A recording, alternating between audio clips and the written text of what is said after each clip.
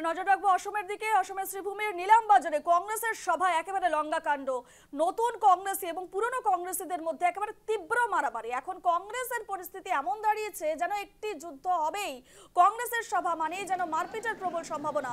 শ্রীভূমিতে শুরু হয়েছে কংগ্রেসী বনাম কংগ্রেসের যুদ্ধ। নতুন এবং পুরনো কংগ্রেসীরা জড়িয়ে পড়ে তীব্র মারামারিতে এবং পঞ্চায়েত নির্বাচনের সময় টাকার বিনিময়ে টিকিট বন্টনকে কেন্দ্র করে একাধিক ঘটনা ঘটার পরও সেই পরিস্থিতি যেন এখনো শান্ত হয়নি। রবিবার রাতে শ্রীভূমির নীলামবাজারে এআইসিসির জেনারেল সেক্রেটারি এবং শ্রীভূমির পর্যবেক্ষক নাসির খানের উপস্থিতিতে কংগ্রেসের একটি সভা অনুষ্ঠিত হয় এবং সেই সভায় উপস্থিত ছিলেন জেলা সভাপতি তাপস পুরকায়স্থ সহ অন্যান্য কর্মকর্তারা। কিন্তু সভা মুহূর্তের মধ্যে রণক্ষেত্রে পরিণত হয়। ছবি দেখাচ্ছি আপনাদের, দেখুন কি ছবি উঠে আসছে। পুরনো কংগ্রেসী এবং কিছুদিন আগে অগপ থেকে আসা নতুন কংগ্রেসীদের মধ্যে প্রথমে কথা কাটাকাটি হয় এবং সেই কথা কাটাকাটি এক পর্যায়ে সভার সামনে আসনে ঘিরে শুরু হয় মারামারি।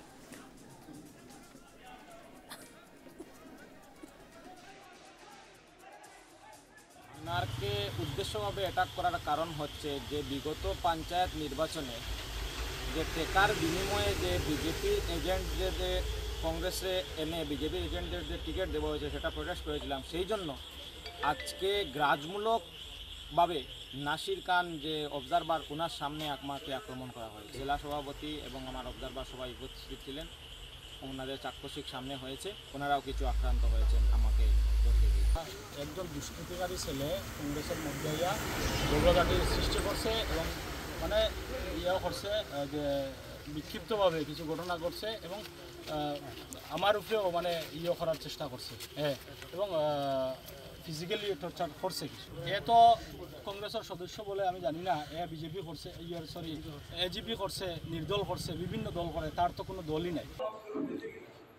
এ নিয়ে বিস্তারিত জানবো। আমাদের সঙ্গে ফোন লাইনে রয়েছেন শ্রীভূমির প্রতিনিধি অসীম দেব। অসীম, নীলামবাজারে কংগ্রেসের সভায় লঙ্কা কাণ্ডের ছবি সামনে আসছে এবং নবীন প্রবীণদের মধ্যে দ্বন্দ্বের একটা অভিযোগ উঠছে। ঠিক কি ঘটেছিল, ঘটনা কি জানতে পারছো? হ্যাঁ রূপা, দেখো, কংগ্রেসের সভা মানে কুরুক্ষেত্র, এটা কিন্তু সবারই জানা আছে যে কিছু না কিছু নিয়েই কংগ্রেসের সভা উত্তপ্ত হয়ে ওঠে এবং হাতাহাতি পর্যন্ত করা। এবং ব্যতিক্রম নয়, গতকালকেও দেখা গেছে যে দক্ষিণ করিমগঞ্জ সমষ্টির কংগ্রেসের সভা ছিল, সেখানে কংগ্রেসের পর্যবেক্ষক নাসির খান উপস্থিত ছিলেন, জেলা সভাপতি নবনির্বাচিত জেলা সভাপতি তাপস পুরকায়স্থ ছিলেন এবং সেই সভায় যখন চলছিল পূর্ণদমে তখনই কিন্তু এই ঘটনার সূত্রপাত হয়। একাংশ কংগ্রেসী যারা প্রবীণ কংগ্রেসী ছিলেন বা পুরাতন কংগ্রেসী যারা ছিলেন তারা অভিযোগ করেছিলেন যে এবারে পঞ্চায়েত নির্বাচনে টাকার বিনিময়ে অগপ থেকে আসা কিছু লোকদের পঞ্চায়েত নির্বাচনের টিকিট প্রদান করা হয়েছে এবং সেই টিকিটের জন্যই কিন্তু দেখা গেছে যে বিভিন্ন আঞ্চলিক পঞ্চায়েতে কংগ্রেসের সংখ্যাগরিষ্ঠতা থাকার পরও কিন্তু পঞ্চায়েত গঠন করতে পারেনি, আঞ্চলিক পঞ্চায়েত গঠন করতে পারেনি কংগ্রেস, কেননা টাকার বিনিময়ে কংগ্রেসের টিকিট দেওয়া হয়েছিল। এবং সেটা নিয়ে দেখা গেছে সেখানে যখন কংগ্রেসেরই এক সদস্য যিনি অগপ থেকে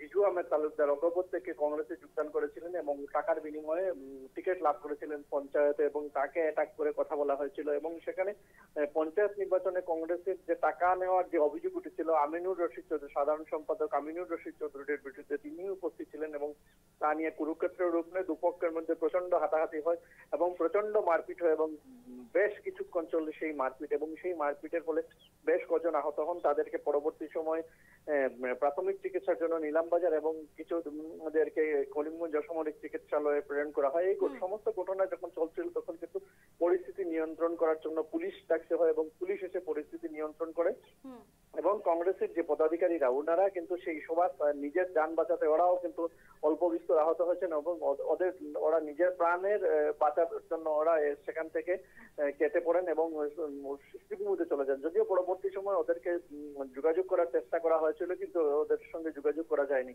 তো বলতে গেলে কংগ্রেসের একটি স্লোগান ছিল যে যুদ্ধ এখন হবেই এবং সেই যুদ্ধ এখন দেখা গেছে যে সেই যুদ্ধ যদিও বিরোধীর জন্য তৈরি করা হয়েছিল স্লোগানটা, কিন্তু দেখা গেছে এটা কংগ্রেসীদের জন্যই এখন হয়ে গেছে। নিজেরাই নিজেদের মধ্যে প্রায় প্রতিটি সভা এবং নির্বাচন কেন্দ্রিক সভা হোক বা দলীয় কার্যক্রমে হোক ওরা নিজেদের মধ্যেই কিন্তু ঝগড়া বা কুরুক্ষেত্রে লিপ্ত হচ্ছে। রূপা, একদম সেই ছবি একেবারে সামনে এসেছে, যে ছবি আমরা দেখতে পাচ্ছি আদি নব্বর মধ্যে সংঘাত, কংগ্রেসীদের মধ্যে সংঘাত, বিধানসভা নির্বাচনের আগে যে ছবি উঠে আসছে, কংগ্রেসীদের মধ্যে অন্তর্দ্বন্দ্বের ছবি উঠে আসছে, সে জায়গায় দাঁড়িয়ে কংগ্রেসের বর্তমান অবস্থা কিন্তু একেবারে নড়বড়ে।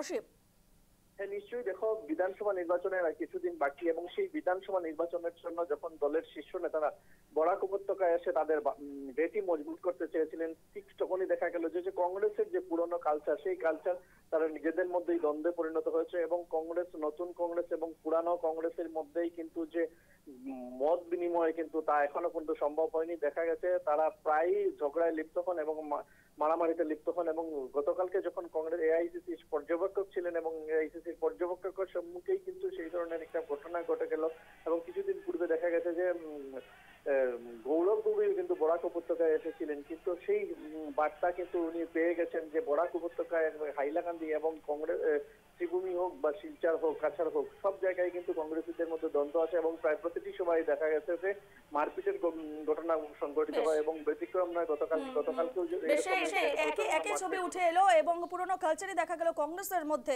ধন্যবাদ তোমাকে অসীম।